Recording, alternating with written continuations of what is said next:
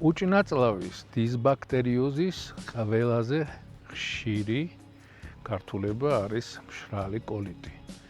იგივე ყაბზობა, კუჭი შეკრულობა. კუჭნაწლავის დისბაქტერიოზზე ნახეთ ჩემს YouTube არხზე საკმაოდ სრული და საინტერესო მოხსენება.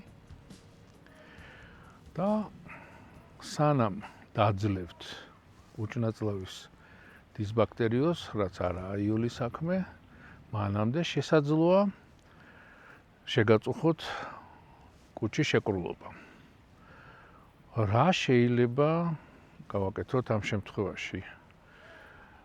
ყოველდღე თუ არა, დღე-გამოშვებით მაინც მსხვილი ნაწლავი, სწორი ნაწლავი უნდა იფერთხებოდეს, იმიტომ რომ ძირითადად სწორ ნაწლავში, მსხვილ ნაწლავში არის უმეტესობა მიკრობების.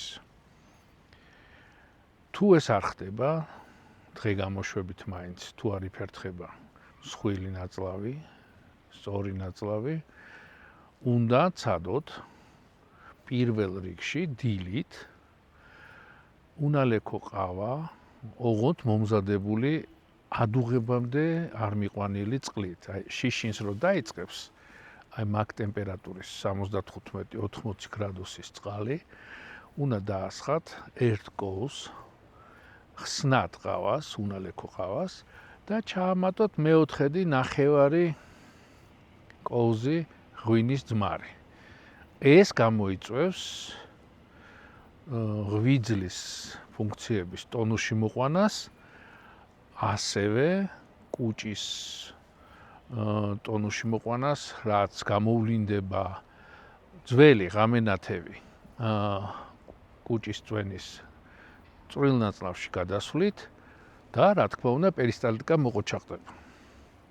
თუ ამან არ იმოქმედა და ეს ძირითადად ქალებს ჭირდებათ ხოლმე, საღამოთი 3-4 ქლიავის, შავი ქლიავის ჩირი აიღეთ, დაასხით მდუღარე წყალი და დააყენეთ დილამდე.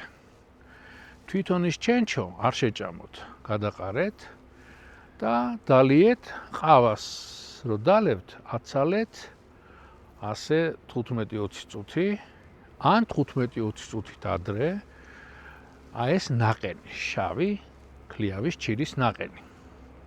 ამანაც თუ არ იმოქმედა, არსებობს ეგეთი მიკროკლიზმები და აი ამ მიკროკლიზმას საკმაოდ დიდი ეფექტი აქვს, თუ დილით ტონუსში იყო მოყვანილი ნაწლავები, აი ესეთი ნახევრად უმი უნალექო ყავით და მით უმეტეს შავი ქლიავის ნაყენით, შავი ქლიავის ჩირის ნაყენით.